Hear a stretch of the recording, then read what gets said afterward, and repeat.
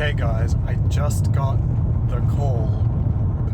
So this thing, the Miss Piggy, is incoming. Just kill no discretion, your mind is a weapon. 11-11, it's time for progression. Oh! Could try to play, but you're never gonna beat me. Look the other way, what I'm doing ain't easy. Bloody end.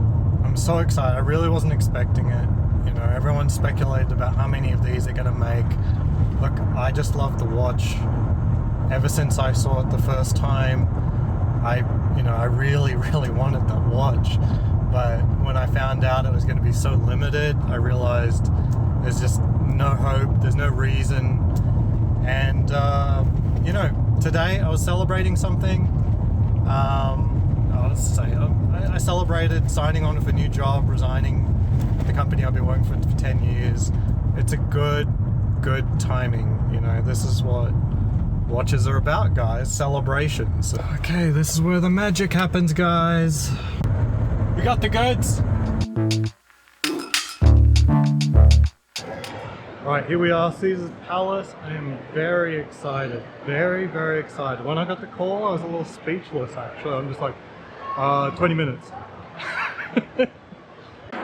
So what we're getting, if people didn't realize, the Black Bay Chrono is powered by Breitling's best movement, the B01, and at about half the price. And this gentleman over here, the Headland, I think Danish soccer player, is caught wearing one of these.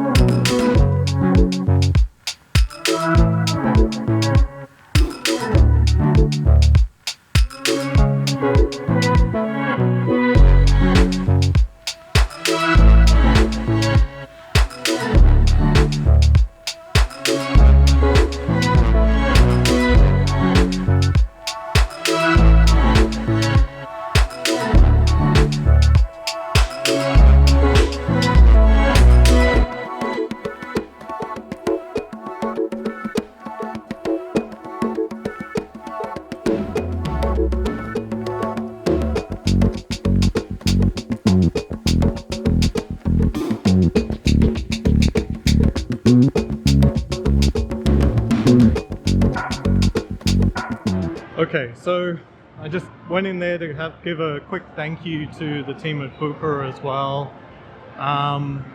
Yeah, selection for these kinds of things, it's a big thing. Whether or not you think Tudor is deserving of that kind of attention, it is what it is. I just love the watch. I just love the watch.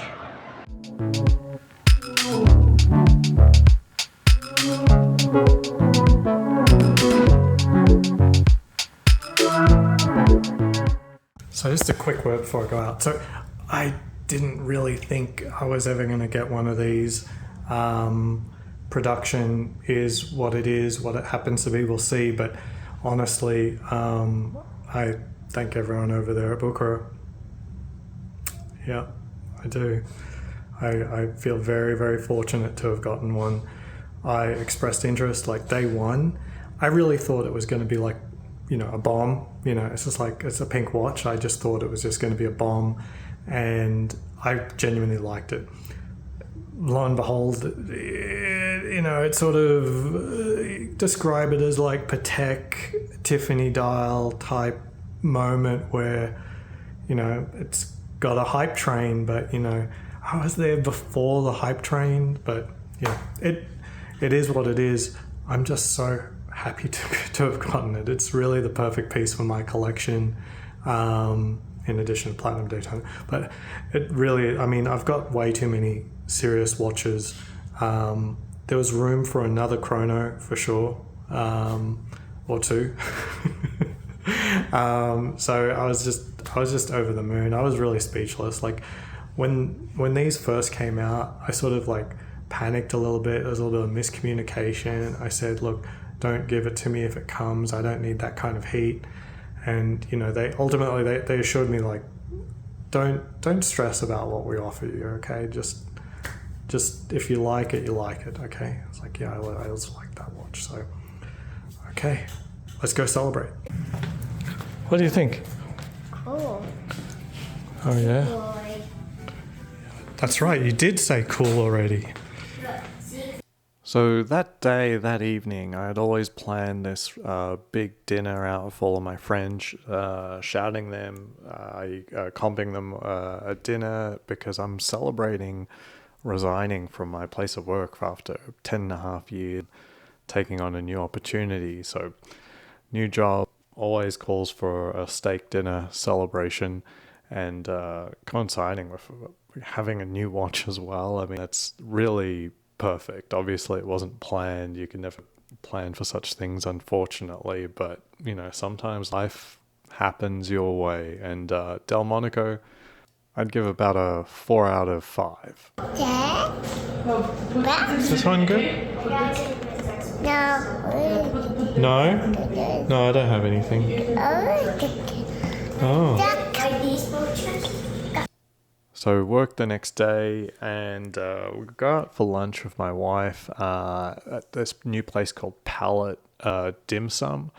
It's a little competent, very highly priced. I would give it about a 2.5 out of 5, honestly.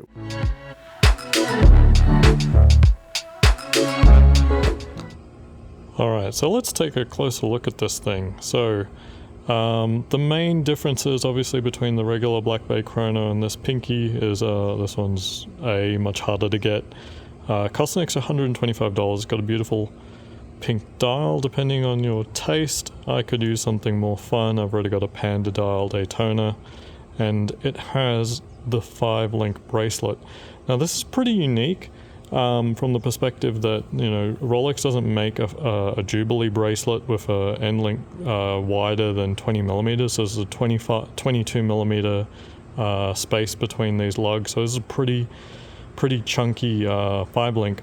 And it's different than even the other Tudor 5-links, because if you look at the individual links, it's a little bit Omega-esque with these sort of oval shaped links. On the Black Bay 36, for example, they look very much like the Rolex 5-link, where it's just sort of these hemispheres, while these are ovals, and each link is a little bit bigger, giving a little bit more of a, how would you say, it's not so much Jubilee and sort of verging on the territory of you know, the rice bead sort of style thing. It's sort of somewhere in between. Beautiful watch.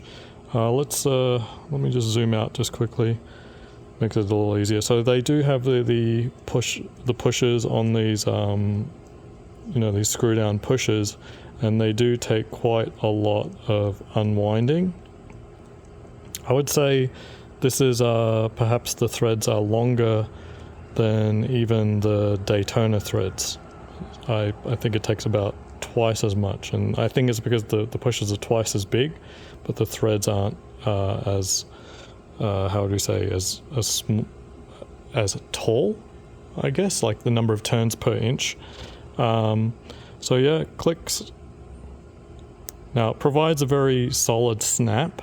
I would prefer something a little bit lighter, but it's a firm snap, but not a crazy, extremely strong snap where, for example, the Speedmaster just feels like you're breaking it. Like the idea that you've got something inside a watch, the size of a watch, and you're putting like 22 inch-pounds of pressure on it to get it to start is just kind of ridiculous.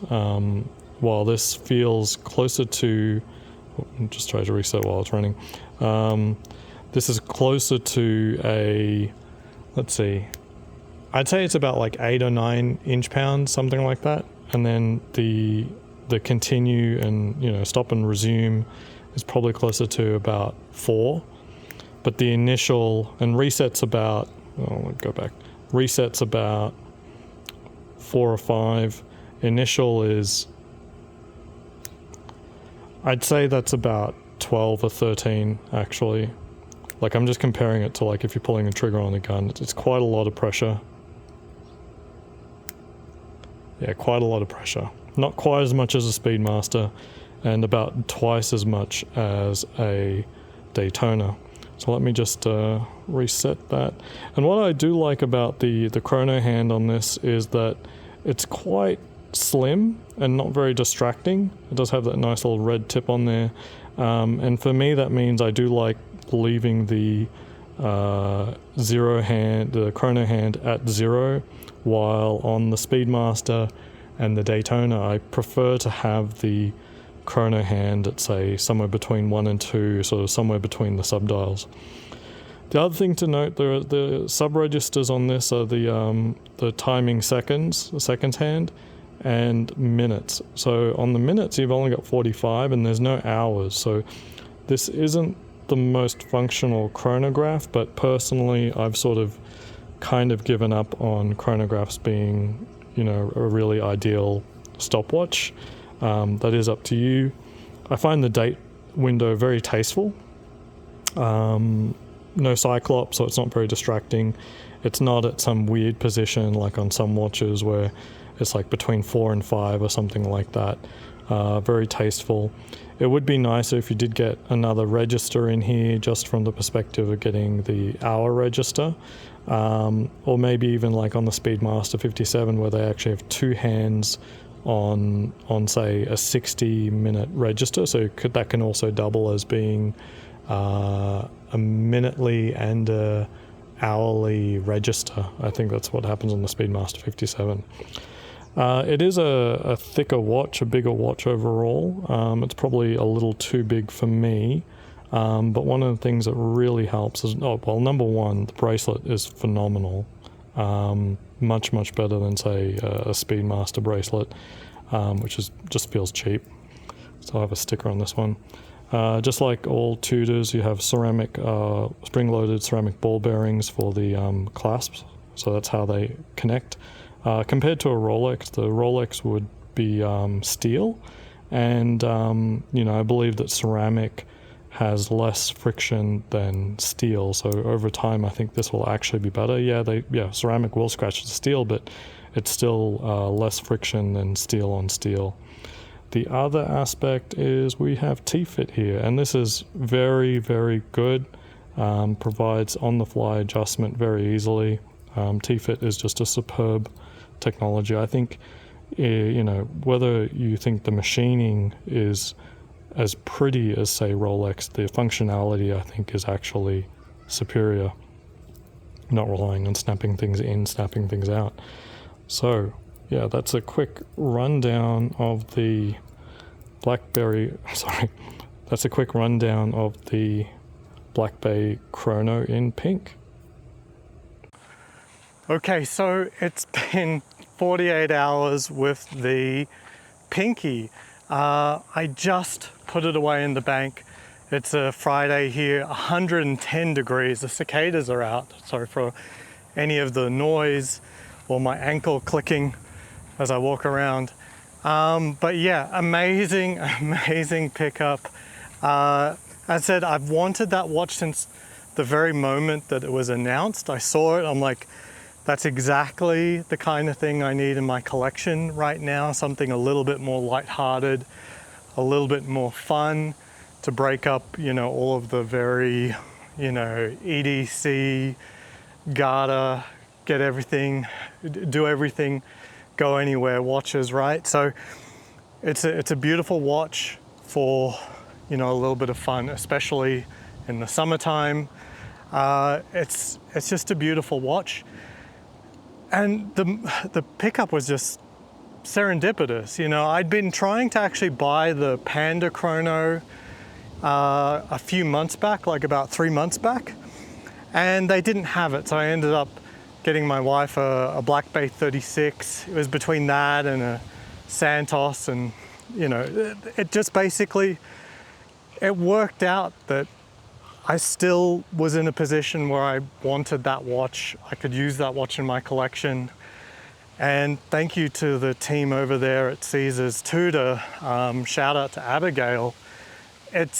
I'm really flabbergasted at it. I didn't think it would ever happen. I don't know exactly how these releases will go. It's all pure speculation, when I first heard that they are going to be like very limited or whatever the situation was, I was a little heartbroken because I thought it was just a perfect matchup, especially with that Jubilee bracelet. The only other Jubilee bracelet watch that I've got is the Batgirl. I really wanted a B01 in the collection. That movement is superb. Different look in many ways. You know, the Panda would have been very redundant, right? For many, the BB Chrono was what you would get if you didn't get the Panda Daytona. Beautiful watch in its own right, and even more relevant now with the 12 Series Daytona having the metal rim around the ceramic. Obviously the BB Chrono has a metal rim around the bezel. It's got a bezel insert just like the Daytona now. The other aspect is they treated me very, very well. You know, I didn't pester them like every single day or anything like that.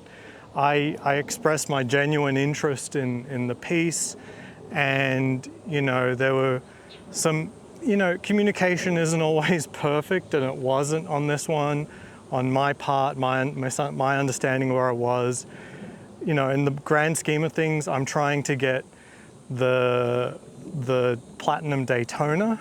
Now, I'm not a super fancy guy, but I really do appreciate when people treat me very well, and Abigail and team have always done exactly that. So I really do appreciate that.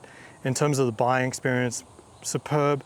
I did notice that there was a blemish on the minute hand of the watch, and this is something you really do need to, you know, as much as I want to like spruik the brands that I like, I do have to say you have to pay attention to every watch that you purchase. This includes Rolex too, but you know, the number of times you find a miss is going to be pretty low on that one. But the minute hand, or just at the tip, sort of had some sort of blemish. I thought it might be scratches or something. Either way, you would have to open up the watch and do something with the hands. And my heart sank a little bit, but I knew, I'm a big boy, I knew Tudor would take care of it. I thought, like, before I sign my card, you just assure me that you'll take care of this under warranty. I might have to say goodbye for it for a little while until it comes back or something.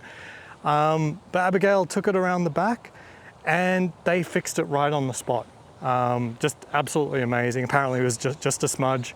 So that's just awesome. Just having the technical team there over at Bucherer is just awesome. And I know that they're probably one of the most capable teams out there. And so fantastic.